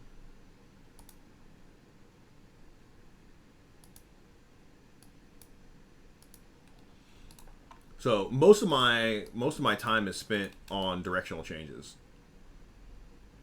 Edge. So there's my little pole there. So I can grab that, do that whole loop, and connect these together here and here.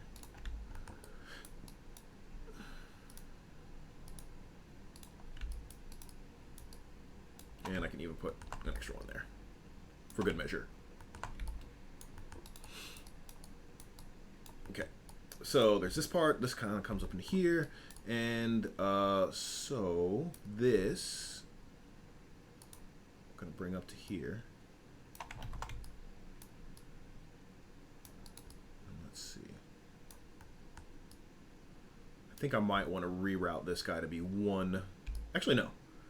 This pole. So if I come up and around, connect to this guy, come down, come over, this pole should actually come down here.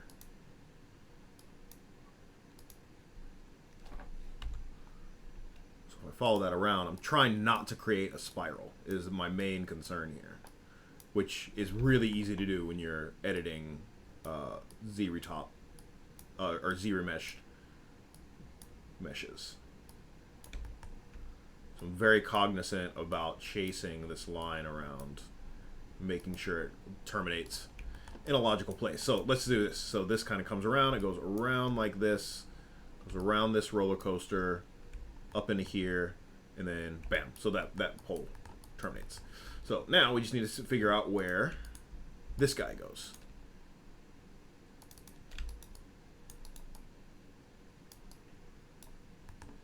Oh, not too far, just into here. So if I collapse this, I don't know what it's going to look like. Let's collapse.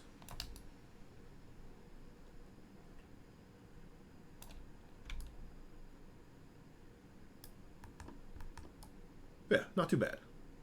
Not too bad.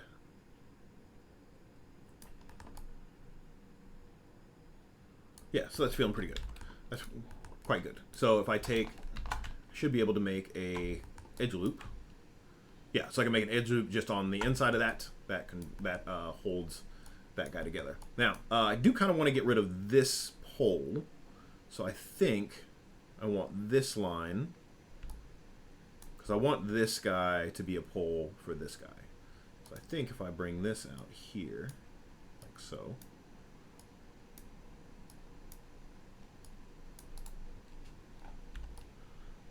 So that gives me that pole. So now I just need to figure out what to do with this. I think I can move this into here.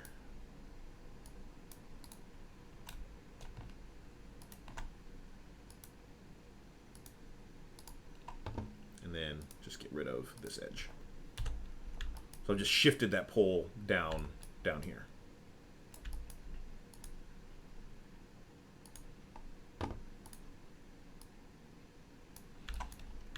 So now this pole leads to that pole leads to that pole, this pole loops around, hits this pole, and that pole hits that pole, and that pole hits that pole. And then this one goes to that one goes to that one, and that one goes to that one. So they're all nice and interconnected, and I don't have any, so anytime, like the reason I want to get rid of that one is it's kind of on this very flat surface. So anytime you have poles on flat surfaces, they can cause a little bit of buckling when you actually, when you go to smooth your mesh. So I don't want that to happen overall.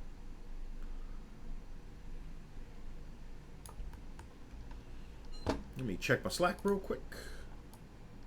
See if anybody's messaging me. Nope. No Slack messages. Brian's alone. Haha. All right. Cool. So I'm just going to kind of run a relax on all this stuff, just to kind of push everything apart. Make sure everything's trying to occupy roughly the same space.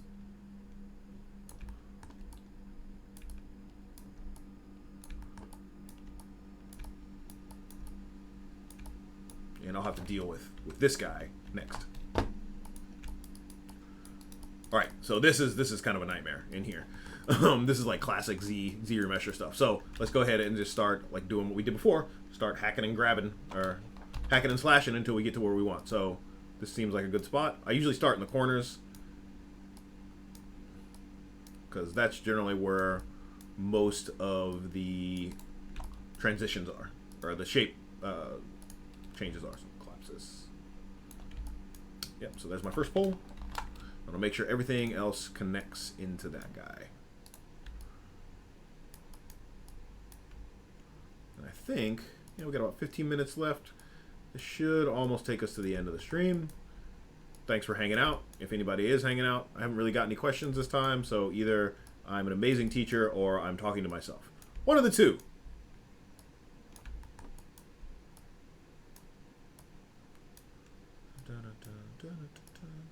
I might end up dropping the resolution of this part as well. It's really, really dense.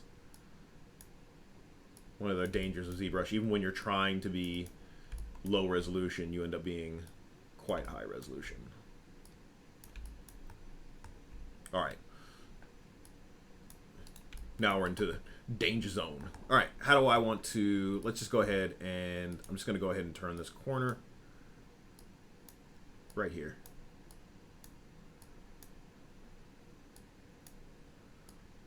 I'll sort this out now. So I think this guy is definitely going to get collapsed.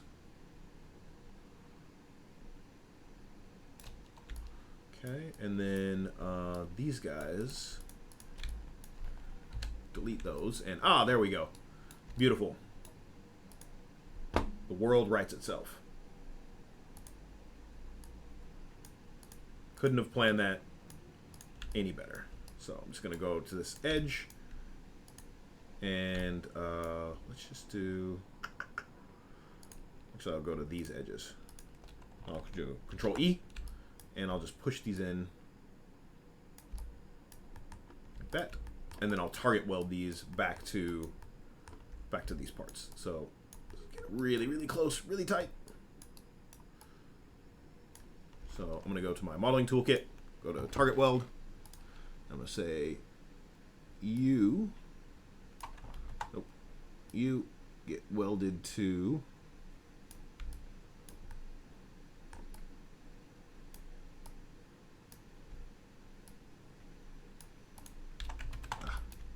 you need to be in vertex mode. You get welded to you. You get welded to you.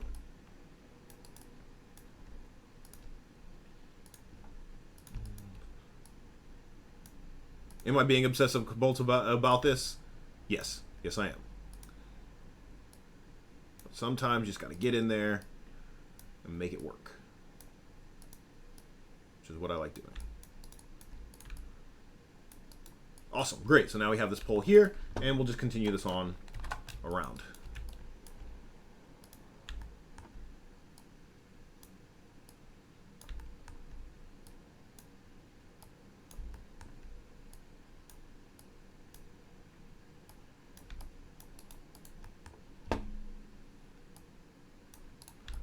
point, we can just close that gap.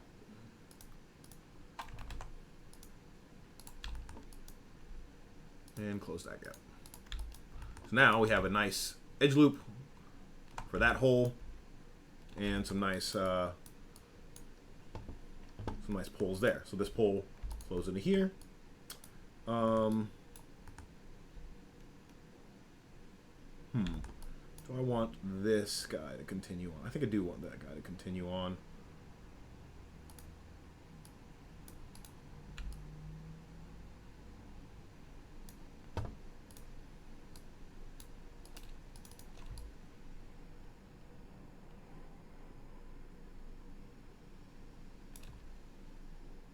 Yeah, I like, so this is going to kind of continue on here through here. So we'll do the same thing. Yeah, don't really want to avoid those spirals. Those are deadly in modeling.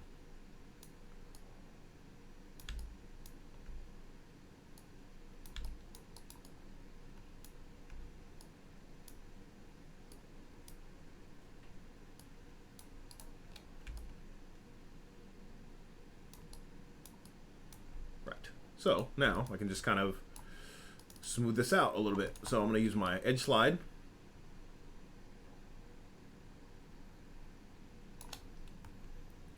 Just kind of even some of this stuff out.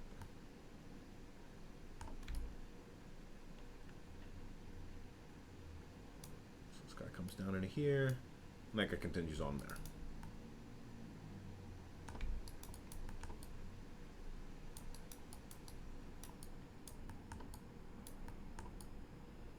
Some of these lines are really, really beat up. So probably in between streams, I'll go through and fix up kind of like these really long edges that kind of don't make any sense. And so you really get to see like how like ZRemesher, I can't stress enough. It's a good tool for what it is. It is not a tool that's just kind of like an auto magic thing that will, you know, get rid of all your modeling problems. You still got to know how to chase these poles down. You still have to know about mesh, how meshes work, and all that stuff. So I'm just gonna run a quick relax over this whole thing. I wonder if I can do a, yeah, I can do a flood. I'm just gonna flood this whole thing with relaxation. It would be the most zen relaxed mesh ever. Okay. So I'm just gonna add in some geometry, hold everything together.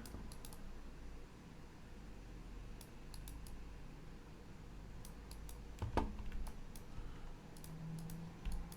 so if we unsolo this, this is looking much, much better. Right? It's just more sane. Like we have like these nice loops that don't spiral everywhere. They terminate in proper spots. We got rid of that weirdness in the back there, so this is really nice. All right, so let's go ahead and mirror this. So I'm going to say modify, no, that would be under mesh, and mirror. I want to mirror in world. I want to mirror to positive X.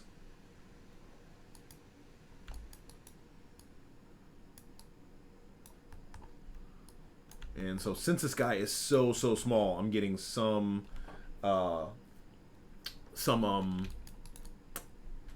things that are welding together that I don't want them to weld together. If you get that, you can take your merge threshold, so let's say 0.001, and let's make sure that that's all nice and welded together. Go back to my solo mode. I'm gonna hit this guy with a few more relaxes to get rid of these pinches. So here, let's say flood.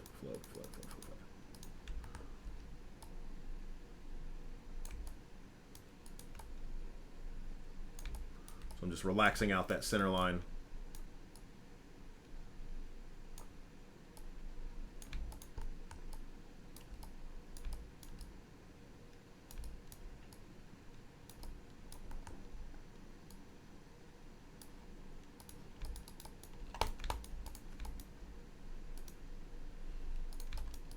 Awesome. So now to get our thickness back, we'll just do Control E. And we'll just do a little bit of an offset. Nope, no offset. We're going to do thickness. So sometimes when you do this, your thickness explodes. So what you can do is you can do local translate Z instead. So actually, I had two things selected there. Control E. Just going to push this in just a bit.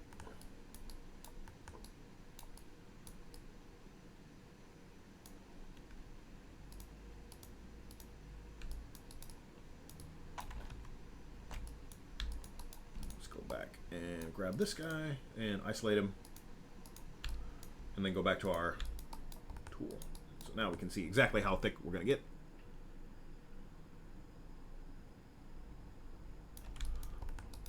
And what I like to do is I'll do one more extrude, and I'll do my offset, and I'll pull that in. Actually, no, I don't want to do that.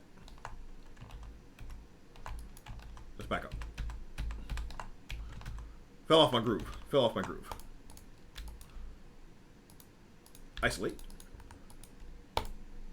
And actually what I'll do, I'm going to delete the history on this guy. Edit, delete by type. History. Get rid of that. I'm going to do Control E. I'm going to come in.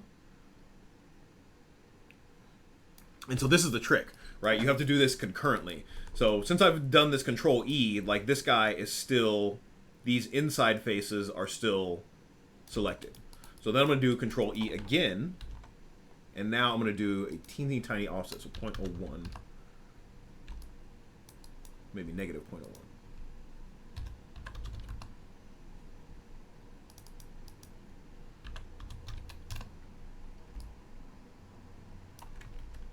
Oh, actually, you know what? Don't even want to do that. Don't even want to do that second. So I'm just going to delete these. Bang, like that. So it gives me this kind of lip here. And then what I'll do is I'll extrude those inwards. I'll control that edge. So I'm going to grab this edge. And actually that one is okay. I'll grab this edge. And this edge.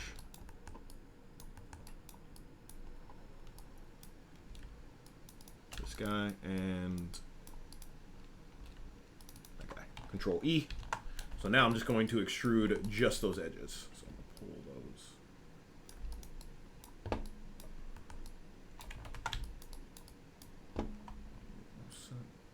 Yeah.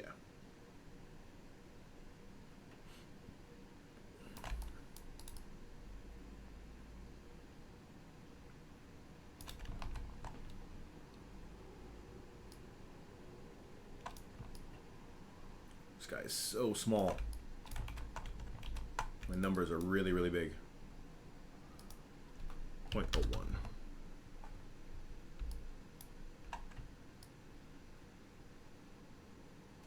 So a combination of your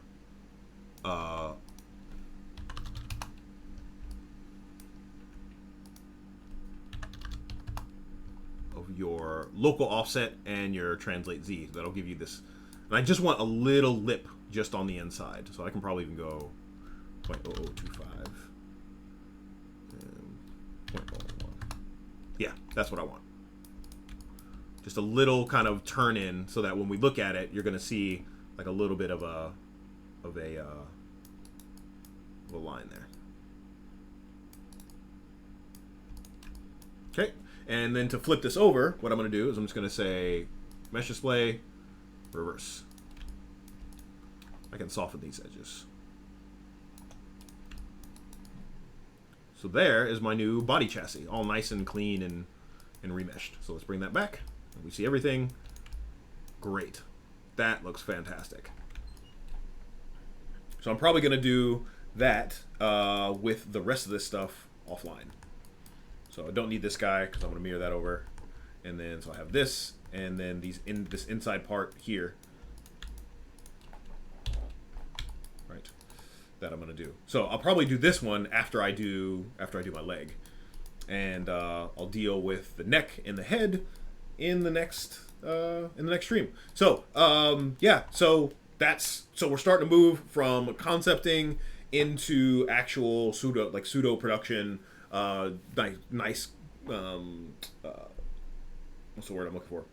Ordered meshes. That's what we're moving. We're moving to kind of like chaos to ordered meshes, and it's not that big of a jump. So a lot of the stuff that we did kind of resembled this type of work, but it's when we move into this type of work, it becomes very, very specific and very, very tightly controlled. So I hope you learned something in this stream. We're gonna keep going with this guy. I'm gonna take this to completion. I need to finish something. So I will finish this. It'll happen. I swear. We'll get to a rendered result maybe in a couple weeks. So if you have any more questions about modeling, if you have any more questions about CG Spectrum, go to cgspectrum.com. If you have questions about modeling, go to cgspectrum.com/3D modeling. Yeah, so I hope you have a good weekend. This stream will be moving to Wednesday nights, Hong Kong time, starting the 28th. So hopefully I'll see you guys there. All right, take it easy and have a good rest of the weekend. Bye.